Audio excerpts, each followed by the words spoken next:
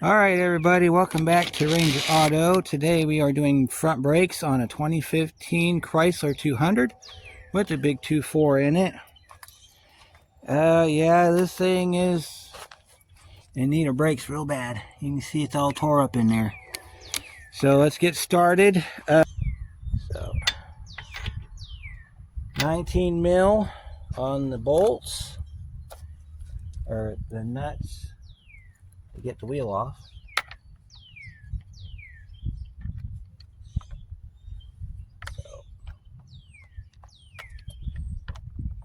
As soon as I get my socket to accept my... Oh my goodness. That was encouraging. There we go.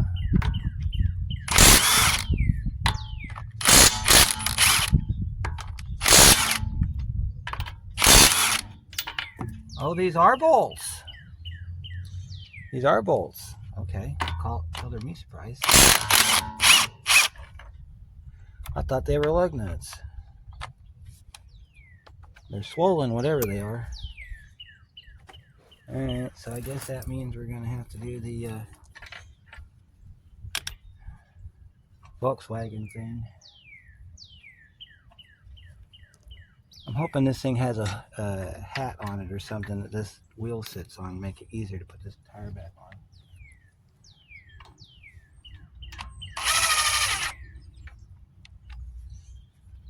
Let's get this wheel off.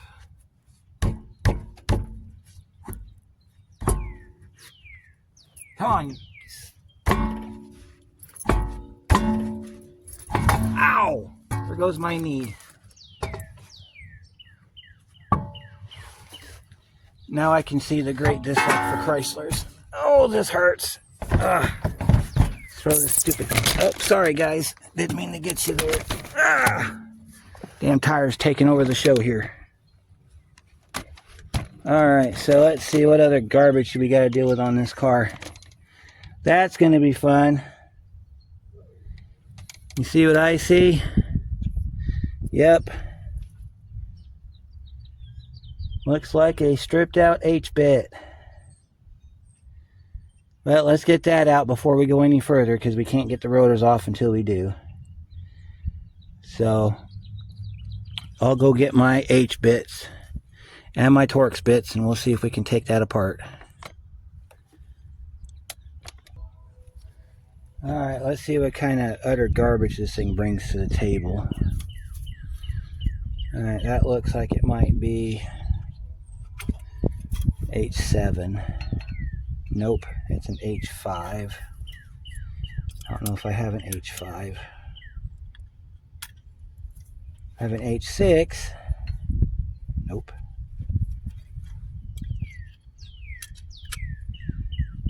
Let's see, this one. This is a 3/16 bit. It works. Let's see if we can get that thing to come out. Get Big Blue on it.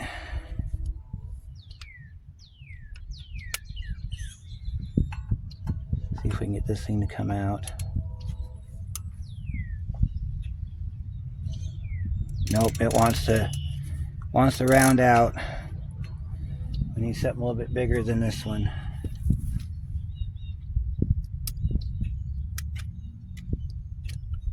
Let's see, this is a 1/4. That's too big. Well, okay, we can always go torque bit with it. Put a T30 in there and see if we can get that thing to spin. You can guarantee it won't be going back in. Especially because it's shoot all the hell.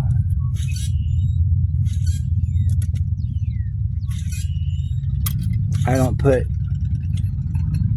damaged hardware back in the cars. That's just not good for anybody.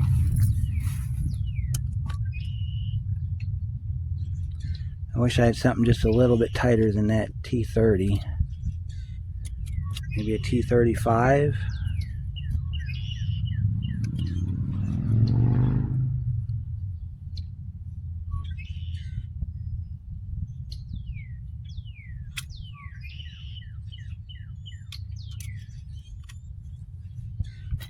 I really don't want to have to go buy a bit that I'm only going to use one time.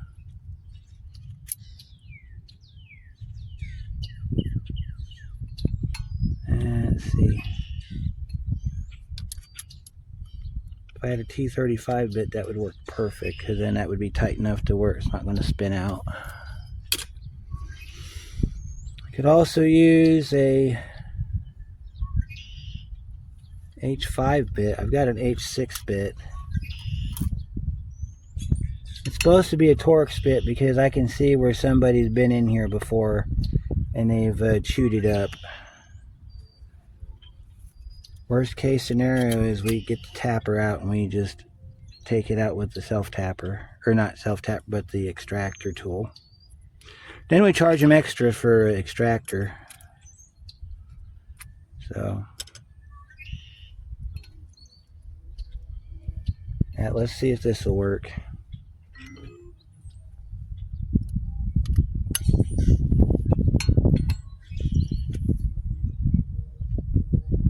Nope, it ain't gonna work. Alright, I'll go get the extractor tool. Or, yeah, we're gonna go with the extractor tool. I'll be back in a minute. Alright, let's drill this hole out real quick.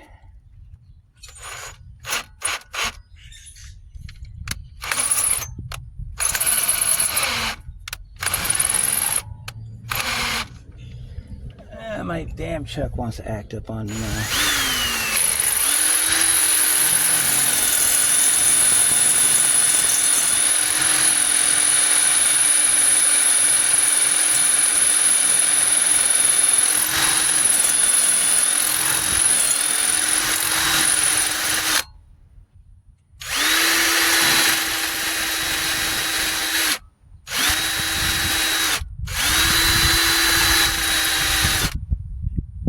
Huh, okay.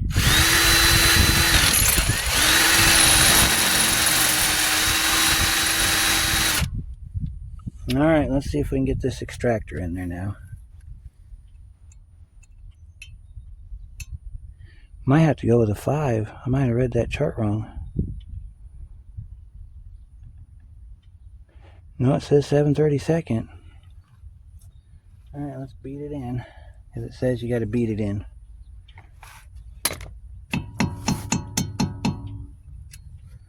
Well, it ain't going, so we're going to have to go next size up on it. Okay, so because my phone quit because it got hot, you missed me drilling this out. The tap won't work because it keeps wanting to tear the tap up.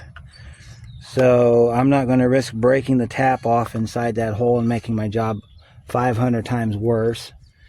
So we got it drilled out enough to where I believe if I can get on the back side of it with a crowbar, I can snap the head off that bolt right there, and then we can get the rest of it out through vice grips or drilling it through or whatever. So moving on, let's get this back nut, this back bolt loosened up here, which is going to be a 14 millimeter.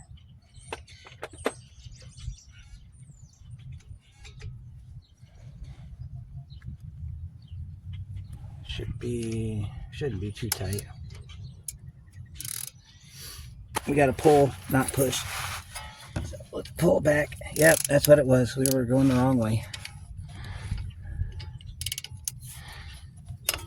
Alright, got those loosened up. Spin those out by hand. Yep. Can't say I'm a fan of Chrysler products. They used to be really good at one time, but they've become garbage lately, so, you know, that's what happens when you get bought out 500,000 times. Your company becomes garbage. So,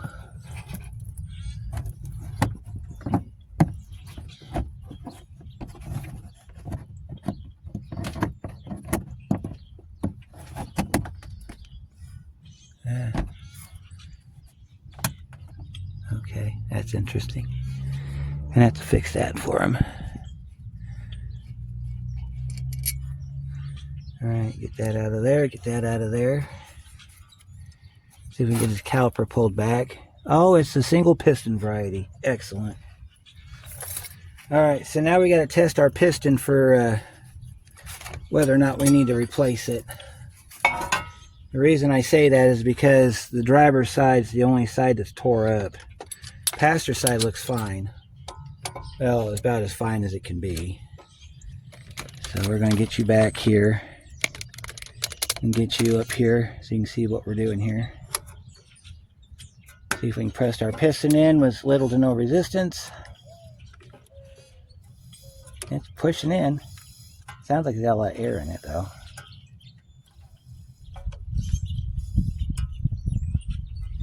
And push that seal down. We'll clean this up with some brake clean when we get ready to put it back together. That rotor, or no, not the rotor, but the boot looks like it's just dirty. I don't see any damage to it. So, put this on ye old hook. Hook it up here. Lay in the back. Brake hoses look good. We're not going to worry about that too much. Let's take these pads off.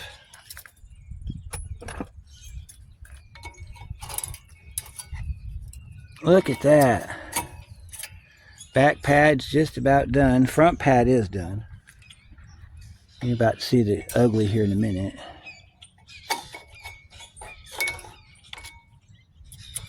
And you just got to push your anti-rattle springs back so you can get your caliper. There you go, folks. That's his front pad. Almost nothing left of it. I'm surprised it didn't go into the the caliper. So what we're going to do is we're going to leave these alone for right now. We're going to leave these alone for right now. We're going to get this part off here, this caliper bracket. Then we're going to start trying to get the rotor off the car.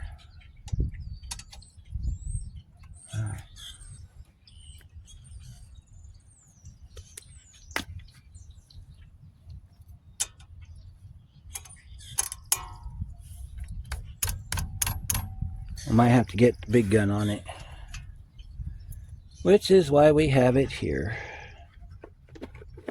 These are usually a massive pain in the backside to get loose. That's why we do it this way. Get our gun set up. Get our gun in there where we can get on it.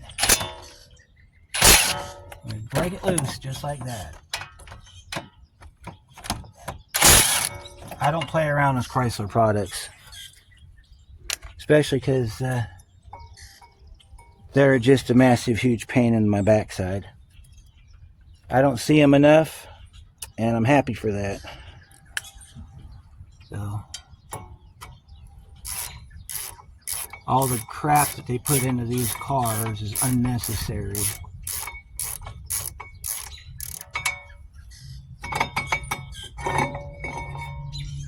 See, like that, got Loctite on it. It's a special bit. It's an E-bit. I don't even think I have a bit that big in my E-bits. No, I don't. The biggest bit I got's an E16.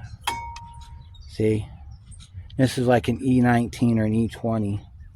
Chrysler's the only one that does stupid crap like this, okay?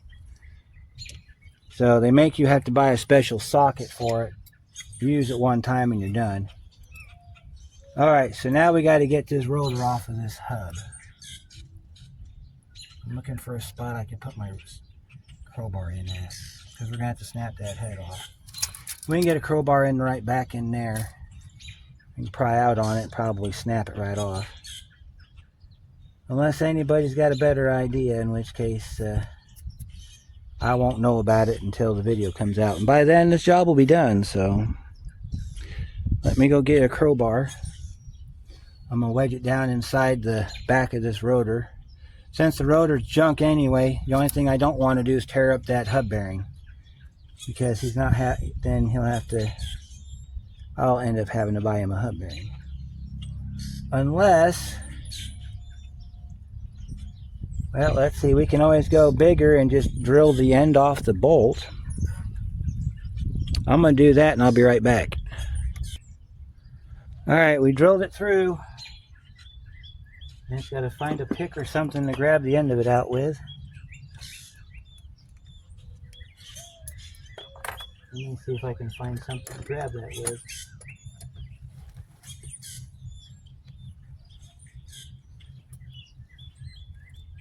Yeah, let's try this. Let's grab our hammer and smack it. Sorry, didn't mean to smack you guys. There it is, in all of its lack of glory. Alright, now we got to assess our... Looks like we got to get the rest of this bolt out of here and then we can re-tap it. So, we're going to have to do that now. But the good news is we can get to the back side of it, so if we need to, we can crush the threads and pull it out that way. I've got a couple taps we can use on it, and if we can tap that hole out. I personally don't think we need to worry about putting that bolt back because the wheel holds the rotor on. Caliper bracket holds the rotor on because the caliper is on the rotor. So, realistically, I don't see why we would have to mess with this, but...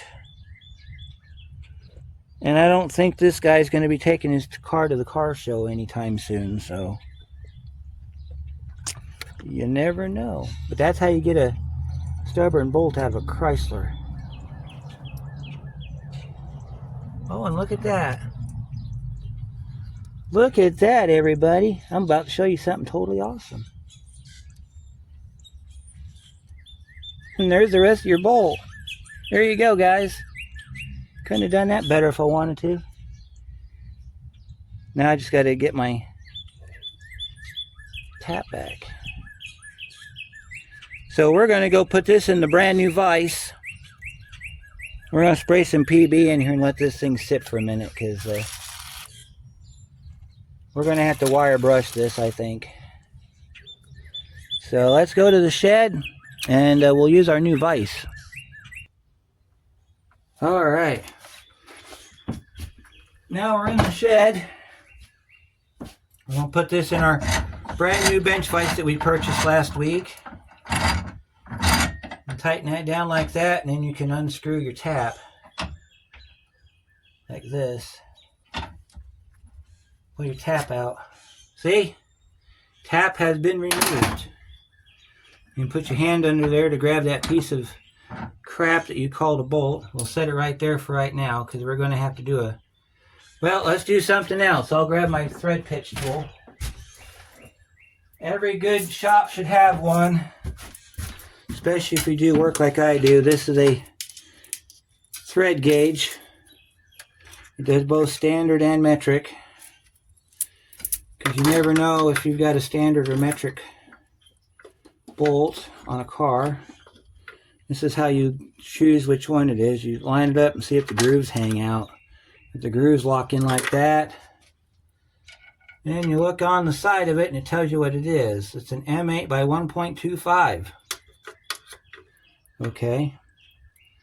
So if you want to verify that, you're going to take the end of your bolt, try to thread it through the hole. If it doesn't thread through the hole, then it's the next size up. See, so we'll try to thread it in this hole here, and it threads to a certain point. So it's not an M8, it's an M10. It should be 1.25 thread, so we're going to try that one again. That's what a good idea about having, yep, it's a 1.25. So when we go to the hardware store, we need to buy an M10 by 1.25 bolt to put in back of that rotor. It has to be a flat-headed bolt. Otherwise, it'll scrape up against the wheel and you'll have a whole host of issues. So first thing we're going to do is we're going to see if they have it at the parts store. Then we're going to get the appropriate type of socket to take the other side loose. So I'm off to the parts store. Another thing too, when doing brakes on any car, whether it's Chrysler, GM, Ford, whatever, if it has Loctite on it. You only have two options. You can either replace the Loctite on the bolt or get a new set of bolts, because if you don't do either of those and you tighten it back down to where it was, it will back out and you will lose your caliper on the road. I've already done that, so that's how I know. All right, so off to the parts store. I'll see you in a little bit. Okay, it's been a couple hours. We had to go get some hardware. So let me show you what we got. This is going to be your replacement for your caliper bracket bolts.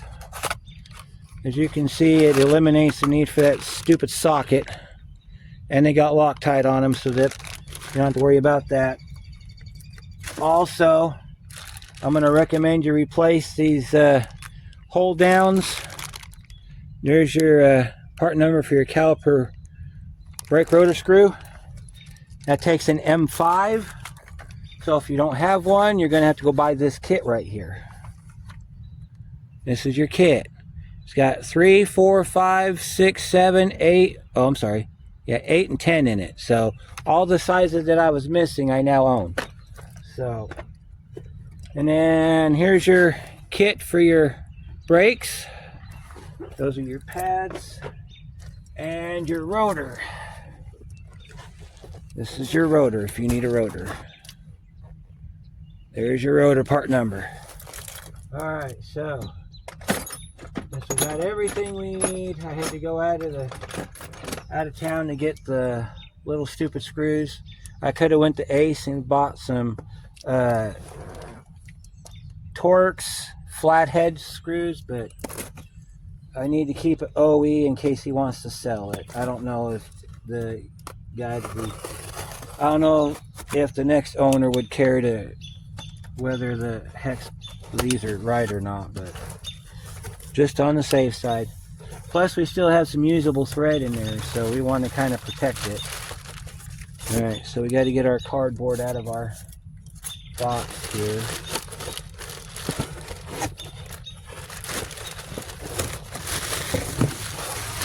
Alright, we'll throw that on the ground over there. Now we're going to put some grease in here, but we're going to do that when this goes on for the last time. So we got to put this on like this first. And we're going to spray it down with some brake clean, get all the preservatives off of it, and then we'll wipe it down with a rag. And then we'll flip it over and we'll line it up and we'll stuff it on there, and then we'll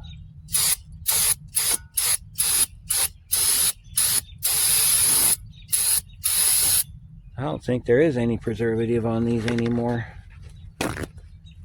It's an anti-rust preservative. Of course, you're going to have to burn these in. If you've watched our brake jobs before, you know that we have to burn in brake pads. So, just a little heads up for you. See, now I'm going to take and I'm going to put some brake grease around here because we had problems getting it off. And anytime that you have problems getting a brake rotor off, especially on a Chrysler, you want to do this. Alright, so if you look at your rotor, it's basically, you can put it on any way you want, just as long as one of the holes lines up for that last part there. Alright, so that's how it's going to go, like this. You can go ahead and hold that still like that. We'll go ahead and wipe it off real quick.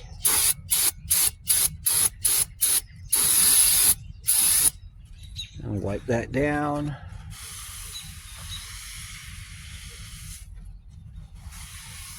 Pro tip, if you're heavy-handed as far as when you go to wipe stuff off, put the screw in before you do it. That way it won't fall off the car. And then we'll take our knife that we used to open up our box, and we'll open up our bag here and get one screw out.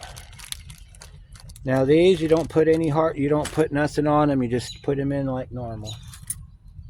So we're going to get our kit out, our 7-piece hex kit that we had to buy. The only thing that I'm not mad about is the fact these were on sale, so you know, it's kind of a good thing. I do like to buy parts or tools on sale. does make the job a little bit more affordable. Plus, you'd be surprised how many places use hex bits. So it's not like they're just going to sit in my drawer. They're actually going to get used. So, anytime you can buy tools that are going to be used on a regular basis, it's always a good thing. So 5 millimeter. Oh, wait a minute. That's a 4. Oh, I'm sorry. 5 is going to be the next one up. See that? 5 millimeter. And you line it up in the hole and you just thread it in by hand. You don't even need to use a socket on it. And you'll have brand new rotor, brand new bolts and everything. Look at that. Slickest thing you've ever seen. Alright, so let's see. Next step is we got to build our caliper bracket. So usually what I do is I inspect the hardware. If the hardware is still good and it's not worn out, I'll clean it off and just put it back together.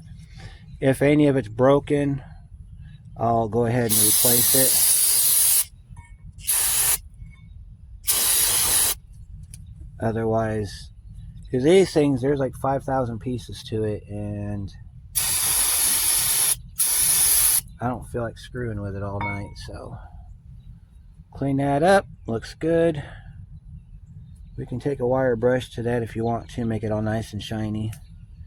Always check your pivots. All right, your pins are good. All right, so now we can load this. Let's get some hardware. Right, let's get this. Get our brake pads out here, and we'll load this up. I do believe there is a front and a back. I'm not real sure.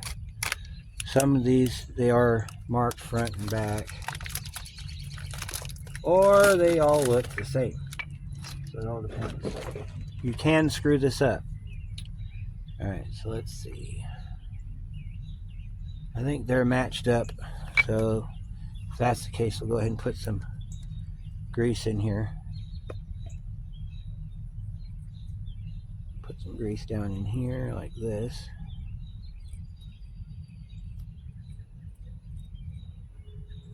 All right. See, we greased it up. Okay. Put you down here so you can see what we're doing. All right, we're going to put our pads in. All right, so it goes that way, so the pad goes in this way. You gotta scoot it down inside like that, and then scoot it forward just a little bit like that, and that pad's loaded. Do the same thing on this side. What you're doing is you're getting it in between that keeper right there. You do the same on the front. You got to go in from the side, rotate it forward, and then line it up. Pretty easy. There you go. It's all done. Look at that. We're all done. Alright, so this can go back on now. Let's go ahead and line it up with our holes in our frame. Oh, I forgot to open up our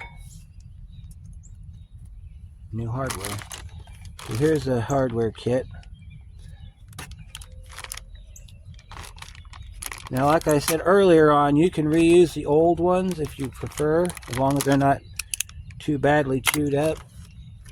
But you're going to need to get that E-bit. I think it's E21. Take those off. It's just easier to convert them over to the regular hex style bolt than it is just to have to buy that socket, especially because when you get the replacement hardware, this is what you get. And these take, I'm thinking it's either an 18 or a 19 millimeter socket. We are talking a 19 mm, just like the bolts for the, here's our 19 millimeter. That's what it is. So we'll tighten those up with the gun. Get them on the car. Get our bolt started, which is back in here.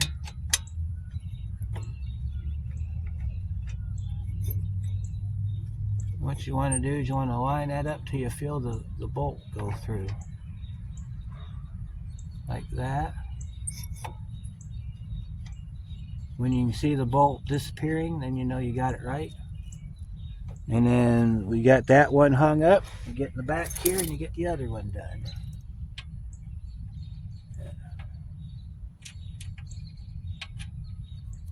Alright, and then we can reach back here. You want to feel for the lock.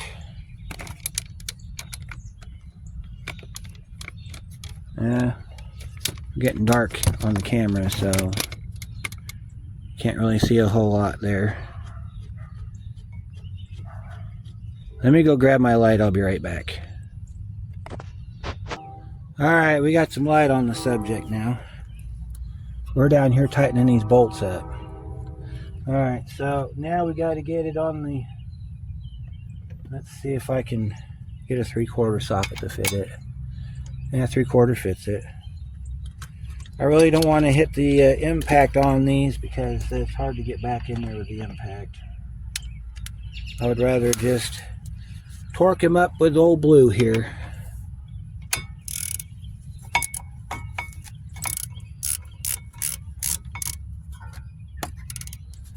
Put the light over there so you can see it better.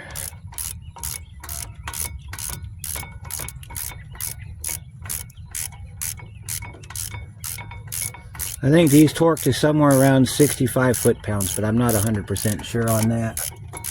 I didn't look up torque specs when I started this job, so I don't know. I just tighten them up as tight as I can get them. Like this. And get this thing to sit up inside the shock there. That would be great. There we go.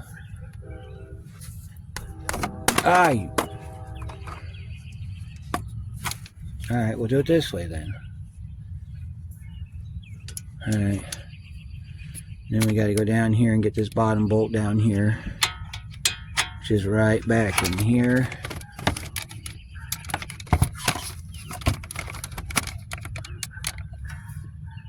You can probably see it really good there.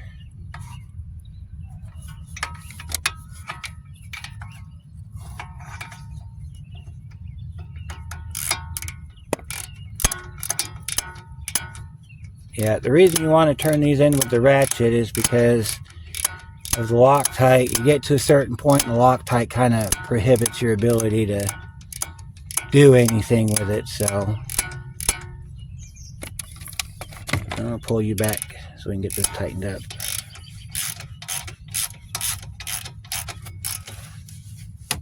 Turn the light away so you can still see but not get blinded.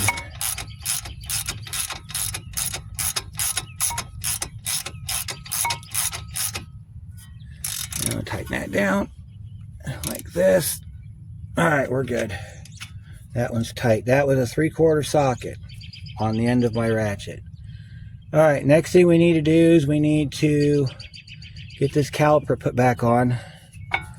Make sure that we're nice and solid here. Alright, so now we got to grab our caliper. We got to flip it up off the thing here. I'll get you turned up here just a second. Alright, so now we're looking at our caliper. I gotta move my light over here so we can...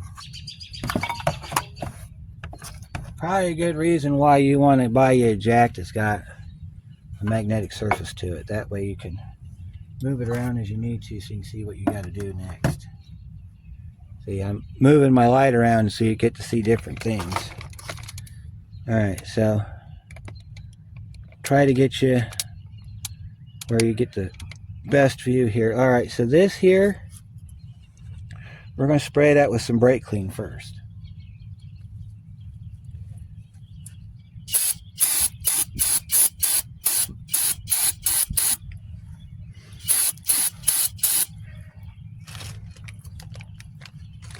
And take and we'll wipe it down. If you want to, if you're careful, you can take a pick. I'll show you what you do. Take a 90 pick. You take it right around this edge right here, and you can clean all that dirt and crap out of here. You gotta be careful because your pick is sharp and you don't want to puncture this seal. So if you feel it dragging in any way, you're pulling too hard, you gotta back it up. And we're doing this, why? It's because we gotta get all that garbage out of there. Because somehow that'll find its way onto the rotor. There we are, nice and shiny again. And then make sure you keep your rotor clean as you're doing this. Alright, so let's go ahead and dry off our piston face. We gotta clean off our caliper so we can put our grease on it, because we gotta grease our caliper. So we're gonna put some grease on this caliper face. And we're gonna put some grease back here on these the outside of the caliper here. All this does is just makes it to where when we apply the brakes, we don't have a squeak. That's all it does. It just keeps the squeaking down to a minimum. Alright, so let's go ahead and we'll get you set up for the final part of this adventure, putting this back on the car. One other note you want to be aware of is if your pins are in any way hard to move, you want to take your pins out and put a little bit of caliper grease on it and put your pins back in. That way your caliper slides the way it's supposed to, because you're supposed to have your caliper supposed to slide. I'm trying to find my bolts to my brake. Yeah, you got to allow that to slide back and forth, otherwise your caliper is going to wear your pads down faster, and next thing you know, you're going to be doing this again sooner than you want to. Okay. I'm trying to locate my hardware.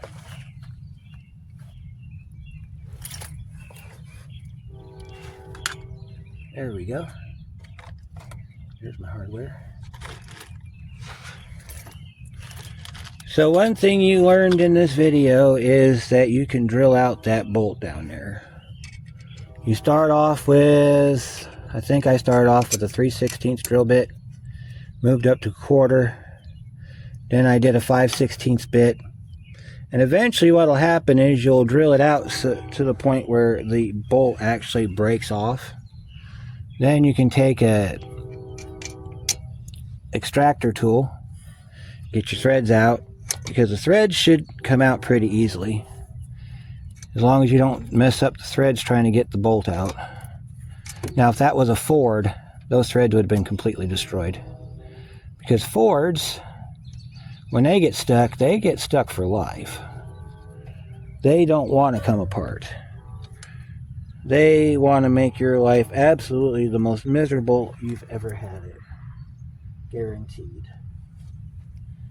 So, thankfully this is a Chrysler and not a Ford.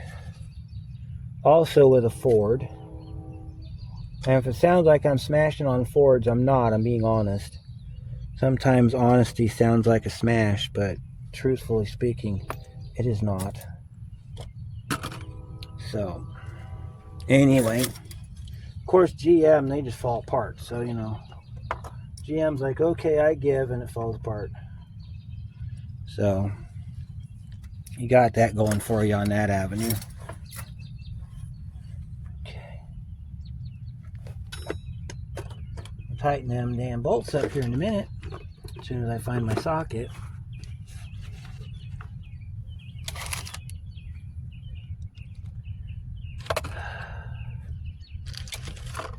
There we go. Gotta move stuff around. Alright, I'll get this back in here. I'll get this tightened up back here.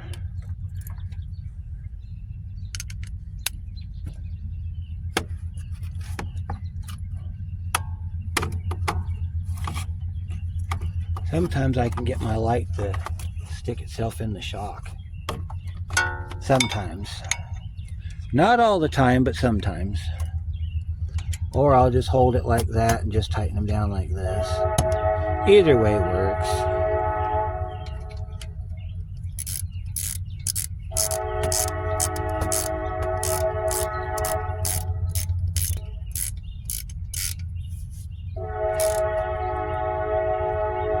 Alright, then we gotta get down here and get this bottom one done.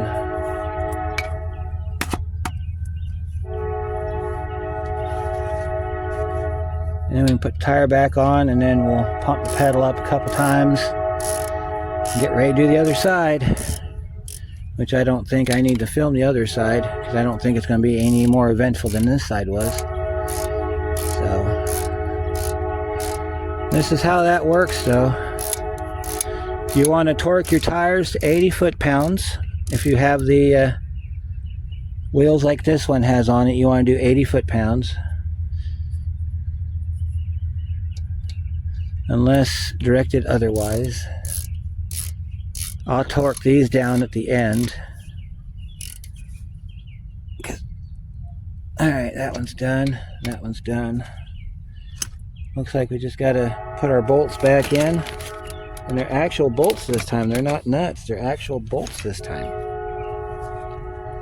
So we'll set our light bulb over here so we can see our tire. I'll grab our tire and we'll get our tire back on. And then this will be done.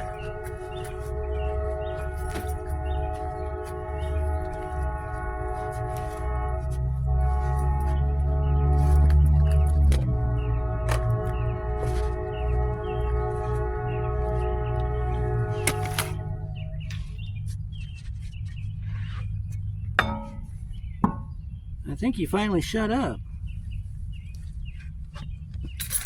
Tell you what, every year that train goes on, the worse it gets. I kid you not. Alright, so when you put these tires back on, it's always a good idea that you put your wheel on with one of your bolts facing up. But if you can't, get it lined up on there and do the best you can. Oh, that works. Okay, let me show you this real quick. There's a notch right there in the wheel. See that notch? If you line that up with one of the little holes, see what you get? You get a perfect alignment for these bolts. See, I'll show you. You ready for this? Alright, I line that notch up with that one of the little holes, and look at that. Yeah, I got to rotate it just a little bit to get it to go straight in, but aside from that, it should be perfect. All right, let me find my 19 socket here so we can twist this in.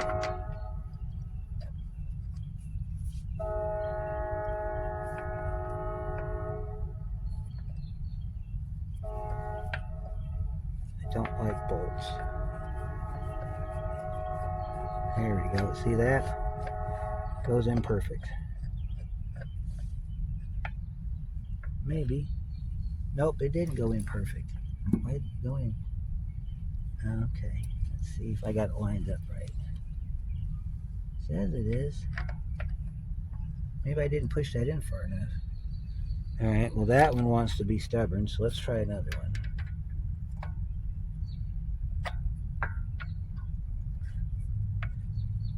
Okay, that one wants to be stubborn too. There we go. Just gotta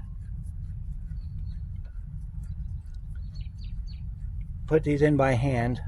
I won't tighten them down with the ratchet or the impact. That one's in. Let's put this one in next. These are swollen, so that means that they've been hit with an impact one too many times in its lifetime. So we got that going for it. That one's in.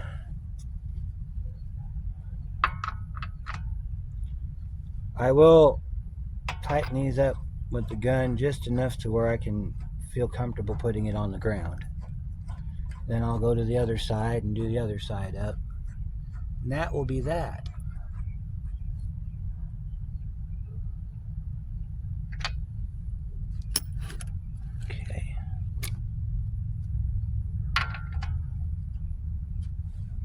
Let me find my socket that I just had.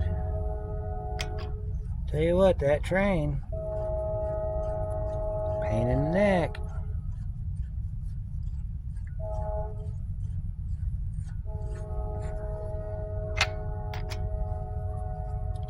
I see that bolt goes in good now.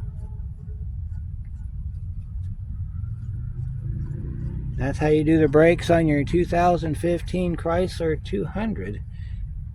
This is what we would call the extreme circumstances, due to the fact that we had to drill out a bolt and everything. Rest of it's normal. You want to get your you want to replace those bolts, because as we know, if it's got Loctite on it, it should be replaced.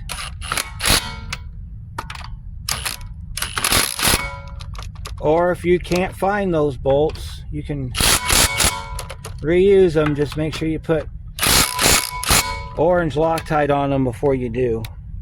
That way they don't fall out. So, alright, let's see. He's got a door flap up here that's bugging me. I got to figure out if I can fix it or not. Just want to stick this thing up inside the fender well, just so that it doesn't fall out and hit his tire. Alright, let's set the car down. Move your foot out of the way, let your car down. Make sure that that little flap is not going to hit the tire, and it won't. So, yep, we're done.